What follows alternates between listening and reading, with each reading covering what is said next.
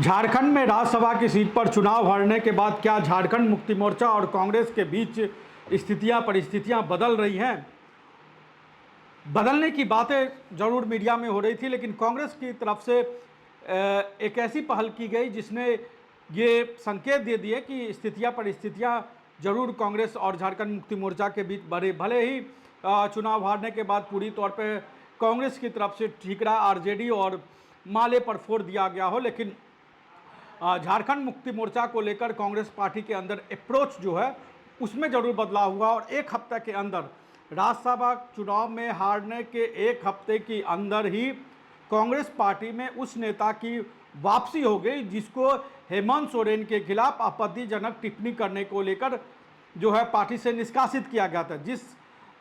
जिस पूर्व मंत्री का निष्कासन 3 साल के लिए किया गया था, उसको 3 महीने के अंदर ही पार्टी में वापस ले लिया गया, उसकी घर वापसी हो गई। और ऐसा करके कांग्रेस पार्टी ने अपने तरीके से एक संदेश देने की भी कोशिश की है क्या, इस पर हम आगे बात करेंगे। लेकिन आप समझिए आखिर क्यों योगेंद्र साव, जो झारखंड सरकार के पूर्व मंत्री रह चुके हैं, बड़का गांव से कई बार विधायक रहे हैं, उनकी बेटी अंबा प्रसाद बड़का गांव से विधायक थी।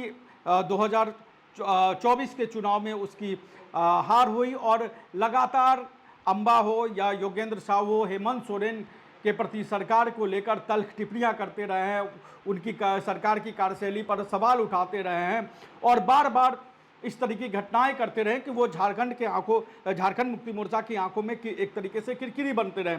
जब योगेंद्र साव के घर को पर बुलडोजर गिराया गया, उसके बाद योगेंद्र साव फेसबुक लाइव पर आए और उन्होंने फेसबुक लाइव पर आके झारखंड मुक्ति मोर्चा के नेतृत्व में चल रही कांग्रेस, झारखंड मुक्ति मोर्चा और आरजेडी के नेतृत्व में चल रही हेमंत सोरेन की सरकार पर तीखा हमला बोला।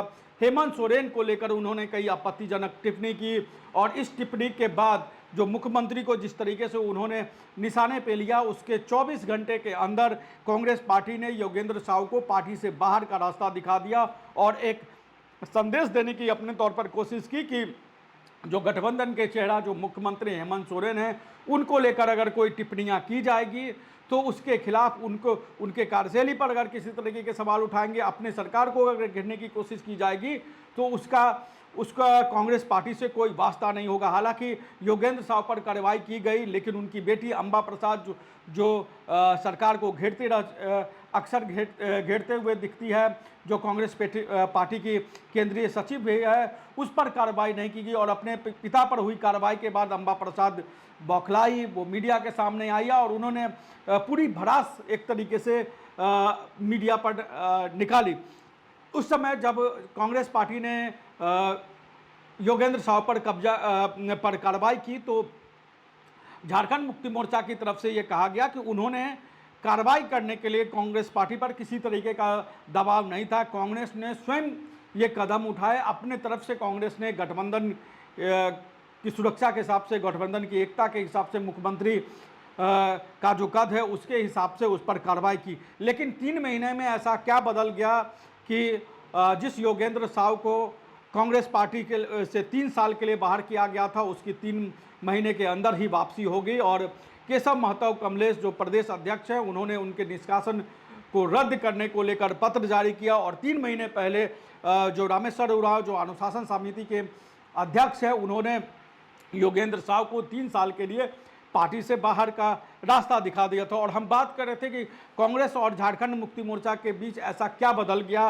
राज्यसभा चुनाव के बाद, और इससे एक संकेत कांग्रेस की तरफ से देने की कोशिश की गई है जब प्रणव झा की यहाँ पर हार हुई राज्यसभा चुनाव में और गठबंधन एक तरीके से पूरे इस चुनाव के दौरान बिखरा हुआ नजर आया और क्रॉस वोटिंग की वजह से जो है वो एनडीए समर्थित प्रद्युम्न अथवानी की चुनाव में जीत हो गई और गठबंधन की एकता को लेकर बार बार सवाल उठते रहे, किसने क्रॉस वोटिंग की, क्या किसने नहीं की, इसको लेकर तमाम तरह के सस्पेंस रहे। इस तरीके से पूरी गुत्थी उलझी रही कि कोई भी ये नहीं कह सकता है कि किस पार्टी के विधायक ने क्रॉस वोटिंग की। आरजेडी और माले के ऊपर जरूर इसका ठीकरा फोड़ा गया। झारखंड मुक्ति मोर्चा की तरफ से भी एक तरीके से आरजेडी की ओर ही इशारा किया गया।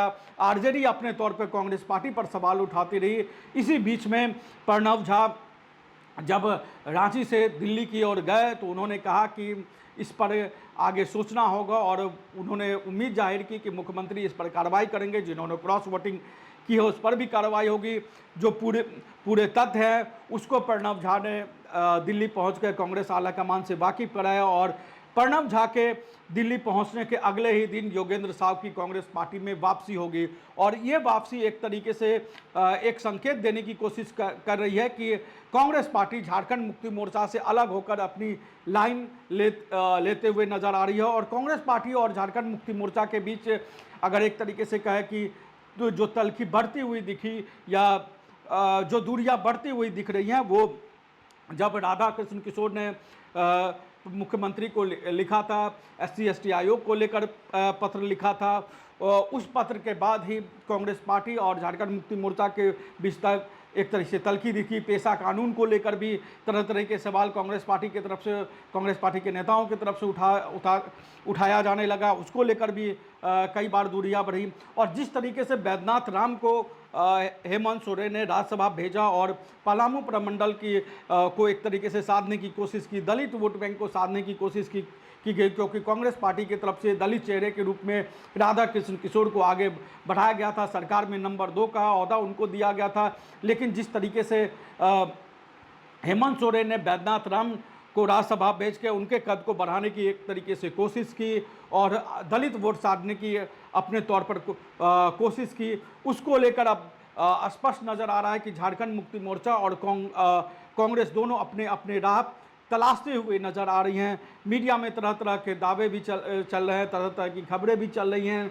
लेकिन राज्यसभा के चुनाव के बाद जो माना जा रहा था कि जो असर पड़ेगा गठबंधन के तौर पर भी असर पड़ेगा, वो गठबंधन के तौर पर भी असर पड़ता हुआ दिखाई देना शुरू हो चुका है। और राज्यसभा चुनाव में हार के सिर्फ एक हफ्ते बाद जिस नेता को कांग्रेस पार्टी ने 3 साल से के लिए निष्कासित कर दिया था मुख्यमंत्री के खिलाफ आपत्तिजनक टिप्पणी को लेकर, उसकी 3 महीने के अंदर ही कांग्रेस पार्टी में वापसी होगी। तो अपने तौर पर कांग्रेस पार्टी ने भी संदेश दे दिया है। अब जो कांग्रेस पार्टी के अंदर जो झारखंड मुक्ति मोर्चा को लेकर के विरोध में एक तरीके से मुखर चेहरे थे, मुखर आवाज़ थी, उसको एक तरीके से बल मिलेगा। क्योंकि सिर्फ इन्हीं मुद्दों को नहीं, रिम्स को लेकर भी, जो रिम्स 2 का निर्माण होना है उसको लेकर भी कांग्रेस पार्टी के नेता बंधु तिर्की हों, शिल्पी नेहा तिर्की हों और सरकार के बीच एक तरीके से दूरी बनती दिखाई देती है।